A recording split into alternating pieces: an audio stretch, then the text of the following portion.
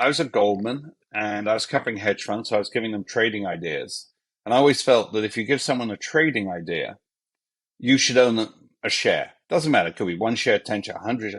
But if you don't own it, you tell someone, hey, you should buy IBM. And then 2 days later, they go, what's going on with IBM? And you go, why are you asking me about IBM?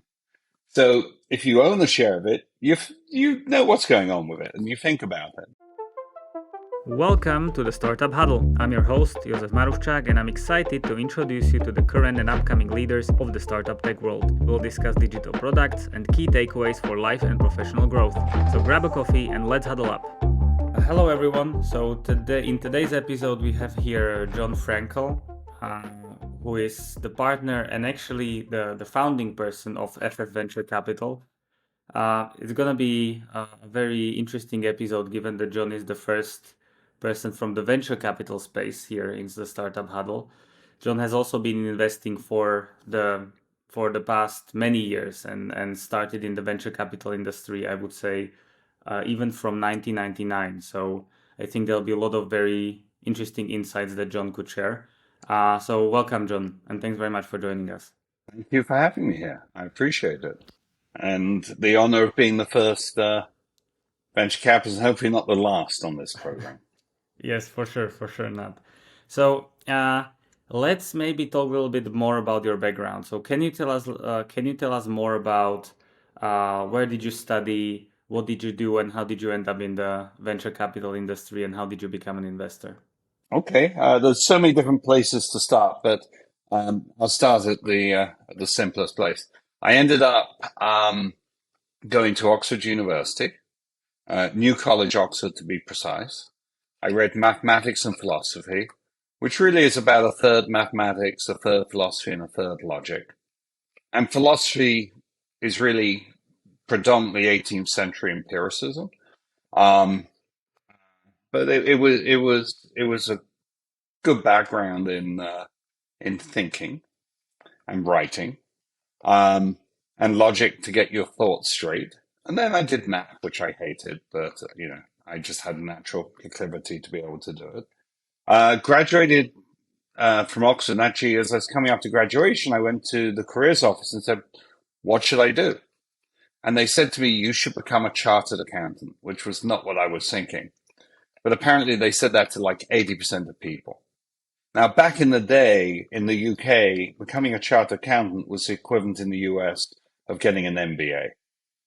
It was the professional business education that you get. And, half the boardrooms in the US are MBAs, half are engineers.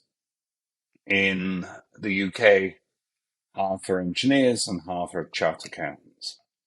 So I looked around and joined a firm called Arthur Andersen, which doesn't exist today. They were, to use an English term, the wide boys of accountancy. They were out there on the risk curve, for sure, which is why they collapsed on the Enron audit. But it was a great place to train. I completed articles in 3 years, and I became a chartered accountant after 3 years. And then I spent 6 months in the insolvency division, 6 months teaching management consultants deferred tax accounting, which was actually kind of fun in its own way, despite the subject. And then I kind of looked around and said, everybody here are not what I want to be. The partners, to me, and I apologize to accounting partners who might be listening to this, but the partners are doing boring jobs and relatively boring people for my personality. The manager's the same. So why am I here? Because that's what I've aspired to be. So I went and interviewed. I had 6 interviews, or interviewed at 6 firms. I had 4 job offers. And the one that was offering the least money and the one that was most obscure to me was a company called Goldman Sachs, which in the UK in the mid 80s was relatively unknown. But I ended up going to Goldman. I joined them in the controller side. I was coming as an accountant. just before what was called Big Bang, which was the deregulation of the UK government bond market, the gilt market, and the equity market. And I joined as the equity controller, as it were. And I ended up being at Goldman for um, 21 years. I did about a dozen jobs through controllers, operations, re-engineering, prime brokerage, and then the last 11 years on the sales and trading floor as an equity research salesperson covering hedge funds in New York. And by which point I'd moved from London to New York. Um, and then left Goldman in 2008, founded FF Venture Capital, and that was 15 or so years ago. Perfect. That's a long career, certainly. So, how big was Goldman Sachs, and how typical was sort of the hedge fund work and working in the hedge funds at the point when you were joining um, Uh, back then? hedge funds were growing in importance, and it was a really interesting time because from the mid 90s to 2008, you had the whole run up of the internet, the whole and tech and telecom, as we called it back in the day, the whole crash of that, the run up into the housing market, and the crash of that. And it was, I mean, there were just so many interesting things you were involved with. When I first started, you'd have analysts. We had an analyst who covered Heinz, and if her name was Nomi Gez, and if Nomi moved her estimates by 2 cents, the stock moved. And then we had Abby Joseph Cohen, and Abby could move markets very easily. Um, Rick Sherland, who covered Microsoft and was very nuanced in what he said. So the clients kind of wanted to know what was the tone of the words he said, not the words. Because the words were always the same, whether he was bullish or bearish, but it was the tone of the words. And he was best buds with Bill Gates, so he never wanted to diss on Microsoft as a stock, but he had a responsibility. So there were a whole series of subtleties. But that job um, was a fascinating job as an equity research salesperson. I don't think the job really exists that much today. It doesn't in Goldman anymore. That's what I wanted to ask because essentially you went from being a chartered accountant to the Goldman Sachs as you uh, thought about the chartered accountant's job as sort of boring and you wanted to find something new and more interesting, and then you got into a profession which now for many VCs and especially people in the startups are considered to be sort of boring as well. For working in a hedge fund or Goldman Sachs. So how did you like I that? did not. I did not work at. I didn't work at hedge funds. I worked at Goldman covering hedge funds. So I would call up Stanley Druckenmiller and say, "Yeah, I've got this idea." Now that was a very high pressure call because Druck has a lot of people who would like to call him and give him ideas. And so, was he going to pick up my call or not? Depended on how good my last call was. But that was one of my responsibilities there. So it was an amazing job to really think about the stock market and ideas and what would move um, stocks and what were long term ideas. And Druck runs a lot of money, so you want ideas where he can position a lot of money into. So yes, it was an interesting job, and I covered you know at any given time a dozen or so hedge funds over the years. And then, so why coming from why working in Goldman Sachs for 20 years? You build a career there. As you said, also you liked the job. You were at the very sort of earliest times of the industry. Why then changing to the VC space? And you also mentioned that when we talked before that you started investing as early as 1999. So tell us a little bit more about how you transitioned from Goldman Sachs to venture capital space, but also how you transitioned to being an investor uh, by yourself. So when you work, so okay, so I'm going to give you a longer answer, but I'll try and keep it short, if that's not a contradiction. Um, the role of equity research sales means that you have to go and understand every single industry in the market. You have to understand how energy companies work, how refiners work, how banks work, how biotech companies work, how retail works in each of its nuances, how financial services works, the business model for commodity, such as steel, um, and the like. And you have to be able to absorb what's happening very fast and then explain it to people very fast. So that was incredible background training to thinking about business models, thinking about businesses, thinking about what succeeds and what doesn't succeed. And as part of the job, every single company that went public, you got to meet with management before the investors do and help craft a story. So when eBay went public, you had to understand what eBay was doing and then explain it to people as why this was such an important stock, if you believed it was. And so your judgment very much came into bearing there. And so I think that really fine tuned a lot of the business understanding that's helpful as a venture capitalist, as well as the risk management dynamics that are necessary, portfolio construction. 1999 was an insane year in the stock market.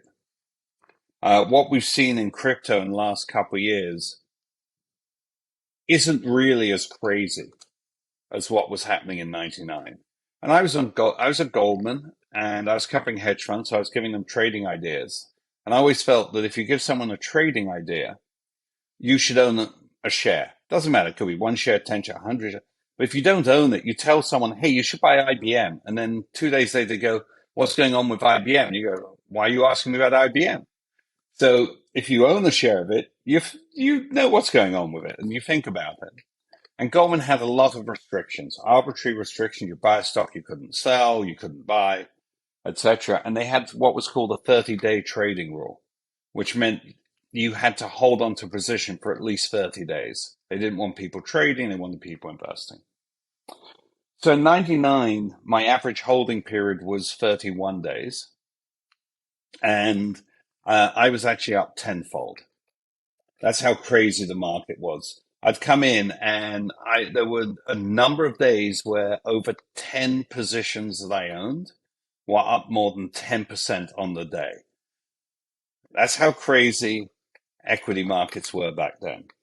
And I try and convince more staid hedge fund guys that they should be playing with this internet thing. And they're like, no, it's too risky. It's all bullshit, blah, blah, blah. And I go, look, just take 10% of your portfolio in it. Every time it doubles, sell half, right?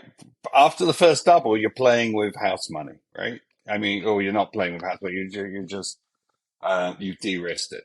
So, in any case, I was at tenfold and I got to the end of '99. I looked around and said, things are a little toppy and everything is high beta. Now, what I mean by high beta is if a market goes down, it's going to go down.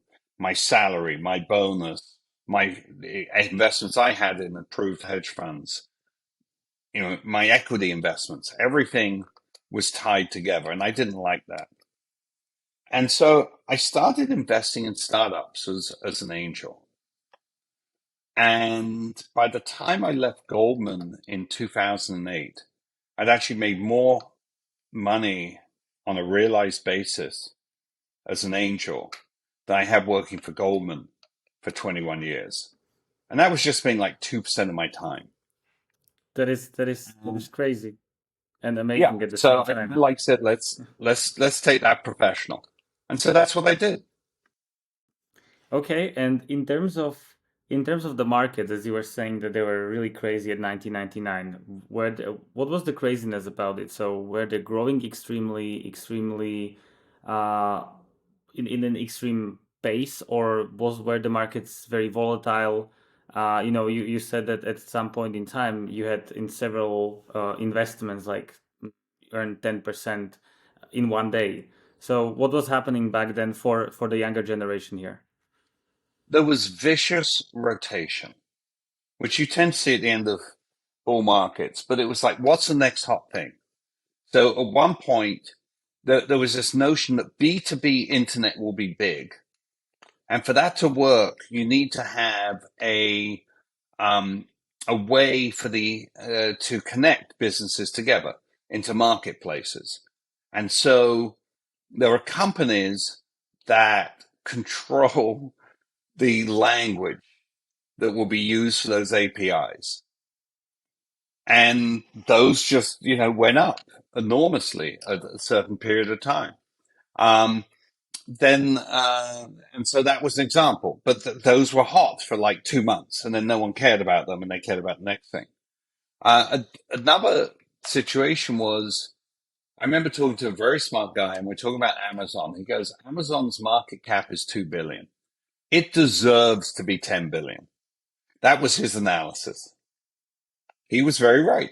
That year he was up 240%. And if you know how hedge fund economics works, he made a lot of money. Um, but one of the companies that worked very well for me was a company called Yahoo Japan. So Yahoo Japan was effectively the Amazon, Google, though back in those days it really wasn't Google. It's like combined in the same thing. They did e-commerce, they did search, they did everything you do on the internet. And Japan was just kind of like a closed market. And that stock went from, I think, $24,000 a share to around about $550,000 a share. But that was a crazy stock as well. So I mean, you had those kinds of things going on, and people were just trying to get their head around what the future would look like. Now, a lot of people got it wrong, and there were a lot of nonsense companies, and there were a lot of great companies came out of it. You know, so as a process, it was a good process. And if you caught the waves right, you were able to make a lot of money. But ultimately, some of them became traps for people. Mm-hmm. And so, just as in the 29 crash, the high to low was, down 97% for a lot of stocks. Got it. Got it. Um, so the market is very volatile. Sort of everything is essentially based on interest, either going very, crazily high, and then people stopped caring about it. There were many opportunities on the market. You could make money, but you could also make mistakes. And then at that point in time, you started investing also in early stage startups, right? So tell me about the early stage startup scene in like the 1999. How Where were the most of the startups located in the US? Uh, how were they earning? How are they raising money? What was it different? How was it different from the current state of the affairs? The VC business was a much smaller business. So today, VCs deploy about 300 billion a year. Back then, they deployed about 30 billion. There weren't that many VCs. Um, there was a pretty active angel market. Um, and, I had a couple of folks would tend to invest alongside each other in some things versus others. And they'll, probably make a couple investments a year. But it was opportunistic. What happened from 98 to 2001 is a lot of people on Wall Street started to move to startups. And so parts of my network started to move into startups or new startups. And that was my deal flow. And I'd meet people and I'd go, this is a great idea. I like what you're doing. One company I invested in 2001 was a company called Cornerstone On Demand. They went public in 2011. And Cornerstone On Demand started off, when I first invested, a company called CyberU, which was online training for people, for individuals on the web. And then they pivoted to Cornerstone as an enterprise e-learning company. And it was in the cloud, but we didn't call it the cloud back then. It was on demand. Uh, Prior to that, I think it was Service Center. But the notion of cloud was a proselytizing sell. You had to convince people to put their data in the cloud. Is it secure? Could other people access it? Like, you had to go and get reports from Ernst and Young to, who audit the security and the like. And then in 2006, Flextronic called up Cornerstone and said, "Hey, you've got this cloud solution. Can we buy it?" And that was literally the change where you move from having to convince people that this was a safe thing to do to people understanding this was important to do. I think their first big contract was Barclays, also around about the same time. And the company just took off. And as I said, it went public in 2011. Um, and actually, they were acquired, I think, by Vista Equity Partners in 2020, 2021, somewhere around there. Very interesting. Can you share some other also maybe companies that you invested in back then before Yeah, founding before starting yeah, the FF Venture Capital? yeah. I invested in another company called Quigo.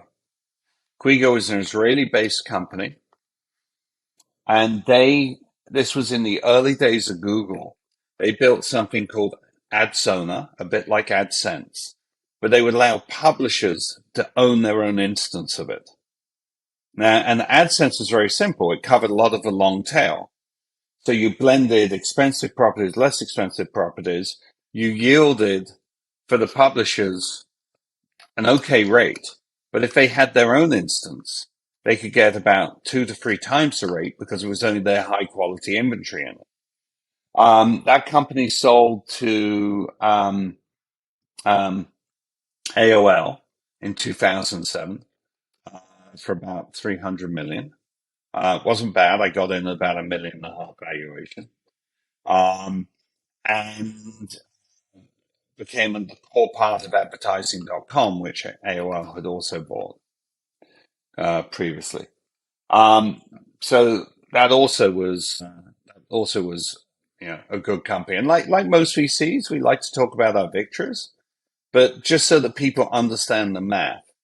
If you have 100 companies at seed stage, on average, 30 raise a Series A, 10 raise a Series B, one goes public, and maybe 15 sell in M&A in a decent situation.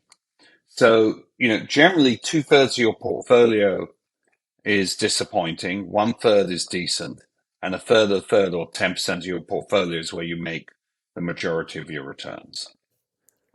Yeah, obviously investing in startup is a very very risky business. That's why you need volume.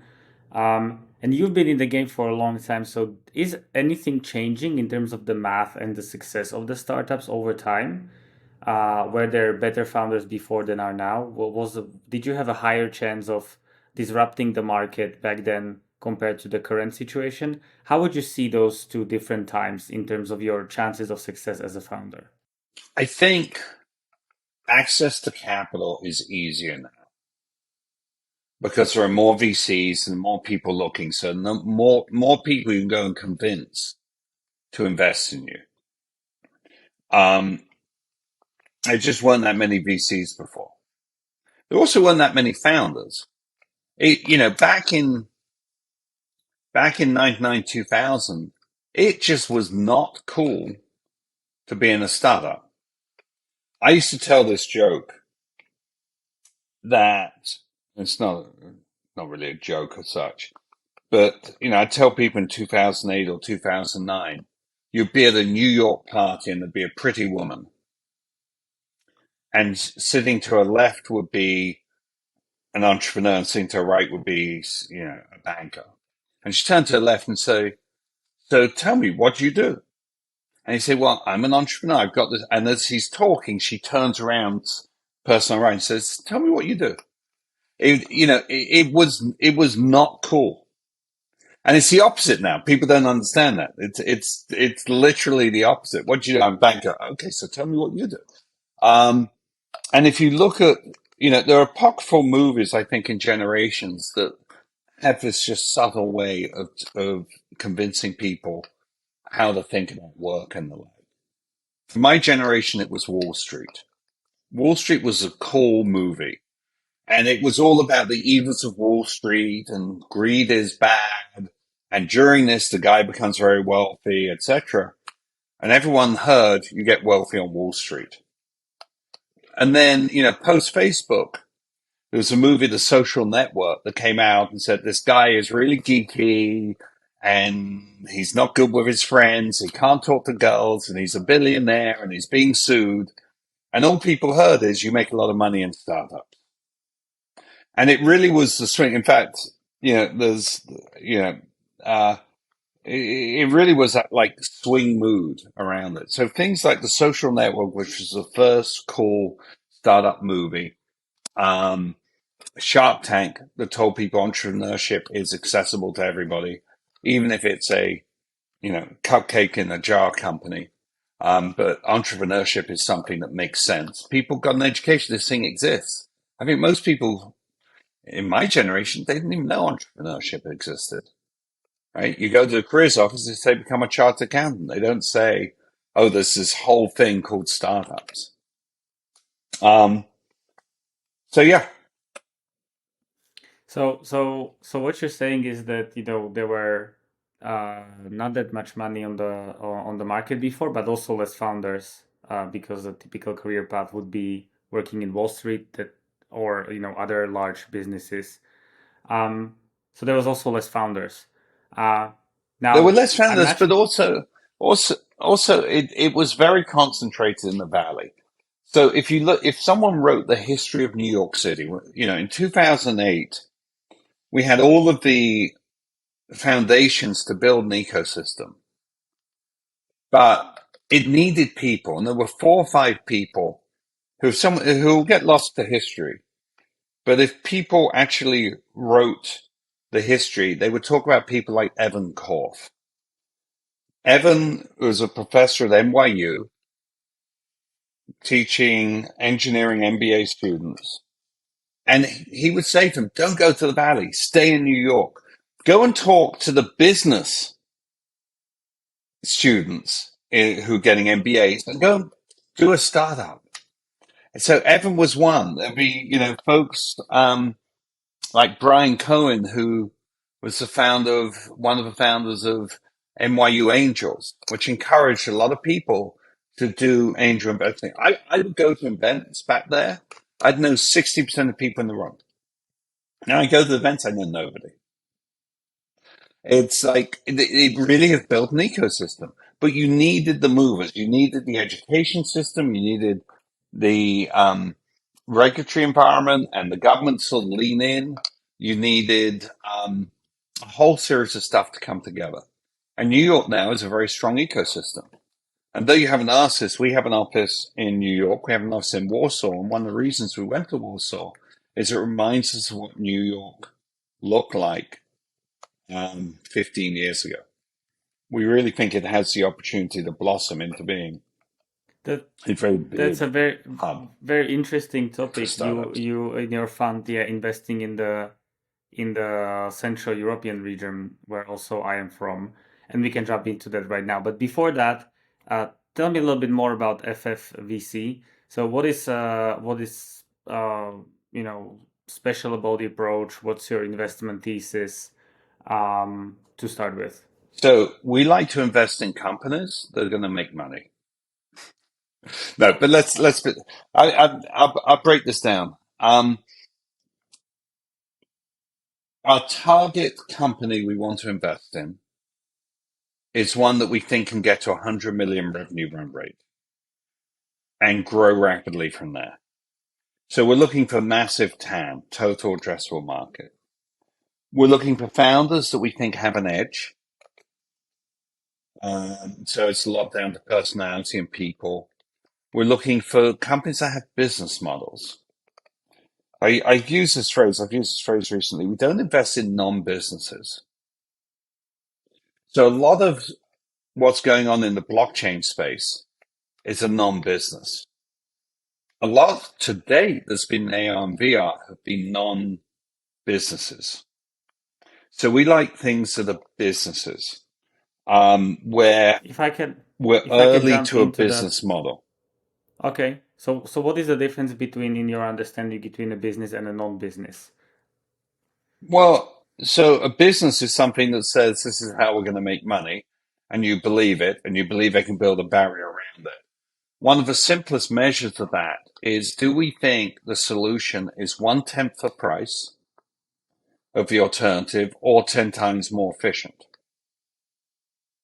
If it's 10 times better or it's 1/10 the price, once people get over the shock of trying to do something new, they'll want to do it because it has a big difference. If it's 20% cheaper, if it's, a little bit better, it's going to cost you a lot of money to convince people to use it. And even then, the savings aren't right in their face and evident. So I'll give you an example. We have a company out in Dublin that does last mile delivery of food and other goods by drone. At scale, cost of delivery is $1 or €1. Cost of delivery via road, whether you bundle it up or bike or car or the like, is between $8 to $12 a delivery. When you deliver by road, the average delivery time is 28 minutes. When you deliver by drone, it's 2 minutes 40 seconds. Your French fries arrive without being intermediated, and i.e., the driver doesn't eat any, and they arrive warm and crispy. Right, your food doesn't come soggy. And when you open up that, not only do you make the experience better for what people do today, but people create new experiences. So over half their deliveries are coffee and croissant. You go like, well, why are people ordering coffee by drone? That seems like the most ridiculous thing. Well, think about it. For €4, I can have it delivered to me. Or I can get dressed, get in the car, drive through the rain, line up at Starbucks, wait for it, drive home and drink it at home, right? Or I can be in my pajamas and just have it drop from the sky. Um, it's this is inevitable. The demand is there. It will happen. Our sky's going to be filled with drones, and I think within 5 years there will be millions of people who will be receiving food, shopping, medicines, books via drone. They'll just schedule it, and it's cool. You open the app. I want this. You get a notification. It's being loaded. You get a notification. Here's the flight path. You get a notification. Come outside and get your goods. I mean, it's got a nice factor to it. They're up and running in Balbriggan, which is a suburb of Dublin today. They're doing over 200 deliveries a day.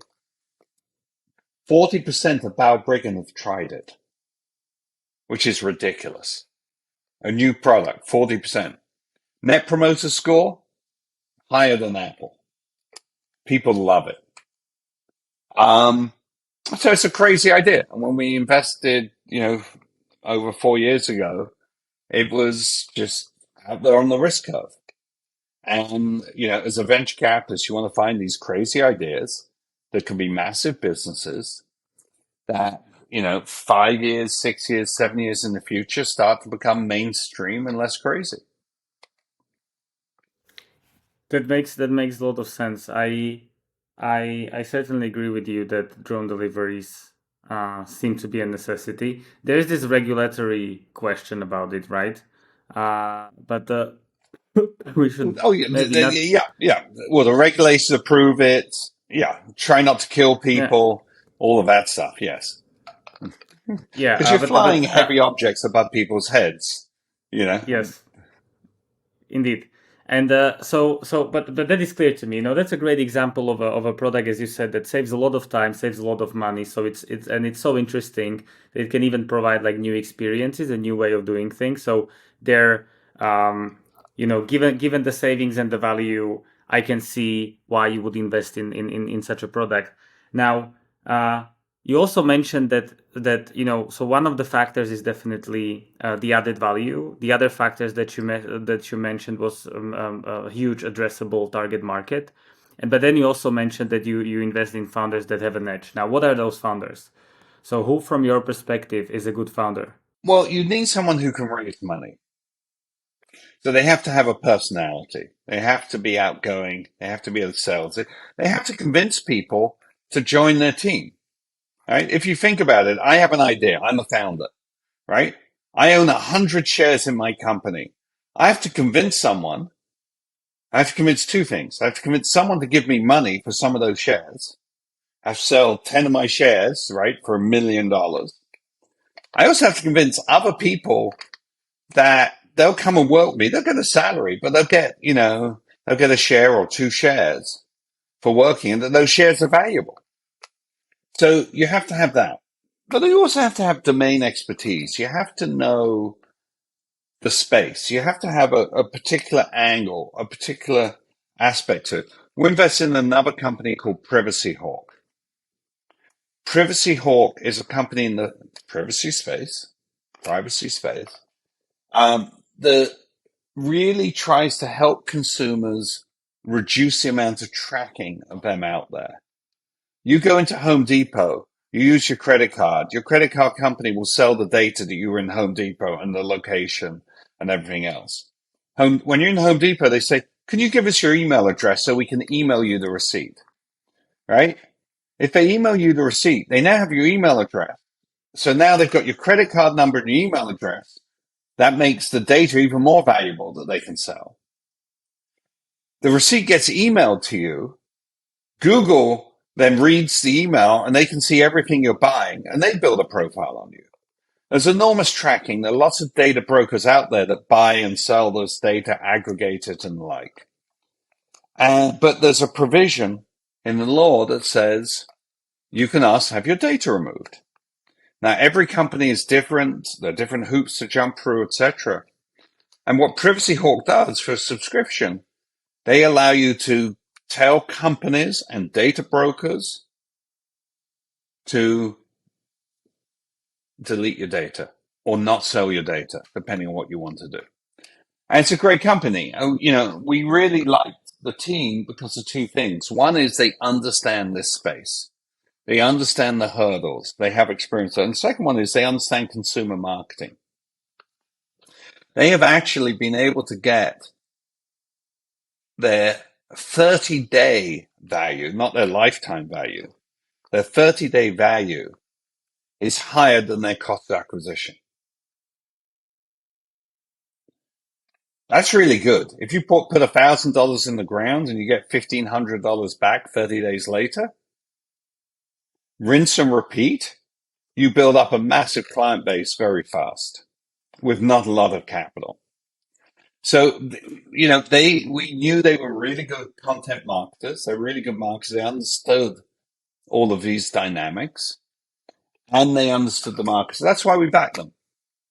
And now we're 2 years in, they're really crushing it. Um, so these are the kinds of things. Do we think privacy is becoming more important? Yes. Do we think regulation is going to force companies to be even more transparent? Yes. Do we think people are willing to pay for this? Yes. Mm-hmm. You seem to be mentioning a lot or focusing on the founder's ability to raise money and to sell as well. You mentioned it many Yes. times. How much of a Did I mention to you that 70% of people who raise a seed round don't raise a Series A and 90% don't raise a Series B? yeah. So of course I understand how this is important now in Silicon Valley especially, and mm, what's being talked about, and it seems to be that the environment here and especially the founders have while they have a great technical ability, they seem to lack the ability to be able to devise a clear go-to-market strategy, understand how the B2B or B2C sales work, understand the whole dynamics of the fundraising process. um, Right. how much do you think this is true for the current I founders in the Silicon Valley, and how does it maybe differ from the founder profile in New York or on the East Coast compared to compared to Silicon Valley? I don't know. All I know are the companies in our portfolio and the ones we look at. That's all I know. What I will tell you this, we have 15 years of data. In our portfolio, 75% of companies raise a Series A and 50% raise a Series B. So we run with a large team. You asked me to talk about FF Venture Capital earlier. We run with a large team and we really try to help them think on the business side. We tend to lead rounds. We tend to sit on boards. We tend to be highly engaged. We do not know the underlying engineering. We're not the specialists in drone delivery or in generative AI, but we are the specialists in helping people build businesses. We then proactively help them fundraise. We're the only VC firm we know that's built an accounting firm called Graphite Financial that we built and spun out a couple of years ago. When it got to 40 people, it was more than I wanted to manage as a sort of side business. And, we believe that founders rarely are accountants, but they need to make number informed decisions. They need to be able to understand if they have two products, what are your margins? And in particular, what are your contribution margins? How much capital is it going to cost you? What are the metrics for this business? And so each business we invest in, we really help them think about what are the metrics that investors will care about, but what are the metrics they need to care about to build their business? And, and so that's part of what we do. We also have a newsletter. And you can access it from our website called our Give Us News newsletter. I mention it because there's a lot of stuff that we do on our platform for our founders. We also do things for the community. We have over 30,000 people now who get our newsletter. It goes out twice a month, and it's things we want to give the community, ask the community, and news related to it. It's also the on-ramp to events we organize. We organize 100 to 200 events a year.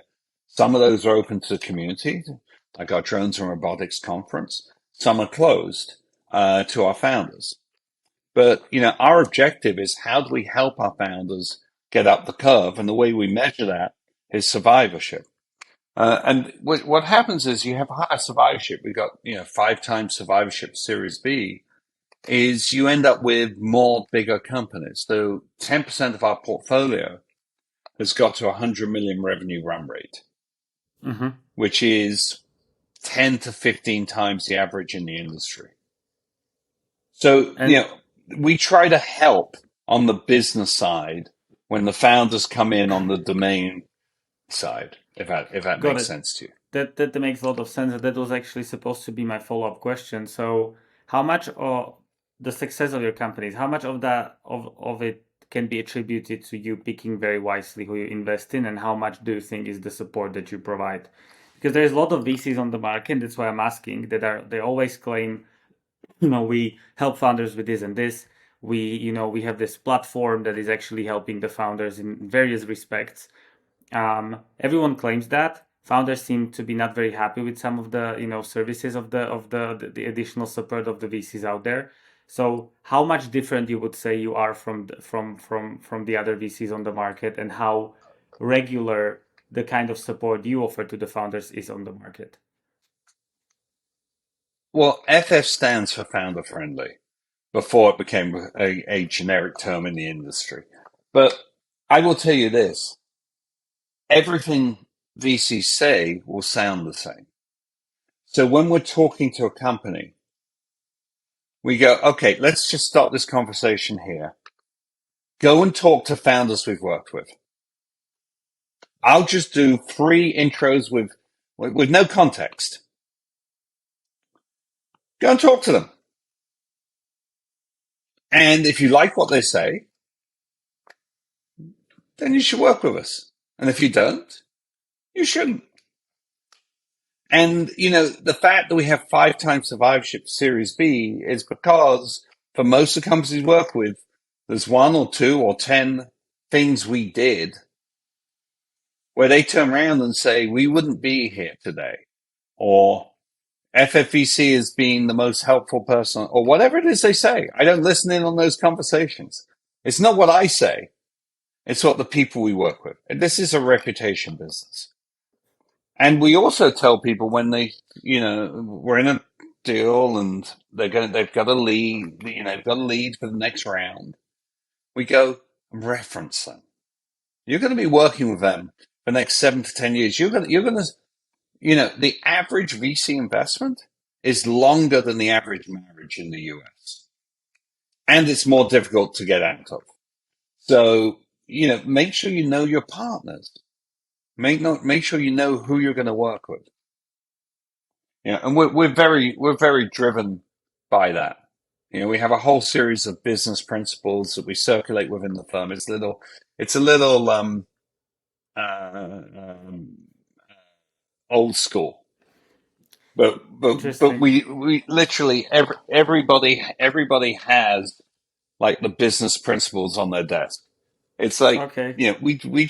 we're very much focused on, making sure that our founders are looked after. In fact, this is hokey, so I'm gonna read you this.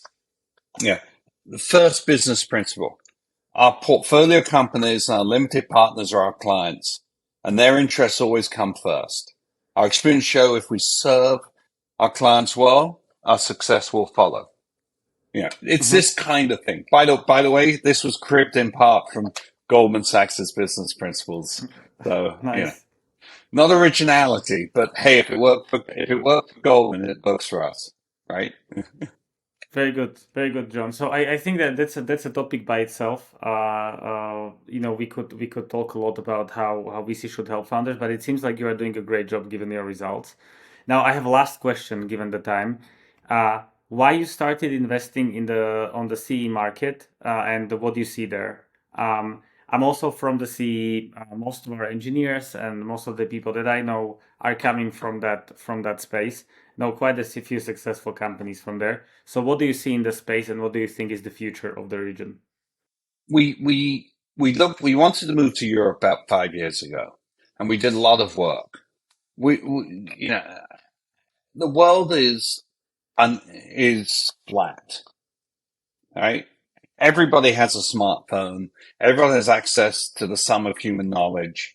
Um, a lot of people are aspirational to be founders and the like. The world is flat, but it's unevenly distributed, and there are certain things that come together to create centers. And one of them, um, for us, um, was looking for analogs to the growth we saw in New York, and we felt Warsaw fit that. In fact, as far as I know, we're the only US VC firm with an office in Warsaw. And we're building out platform. Remember all the events we do, newsletters.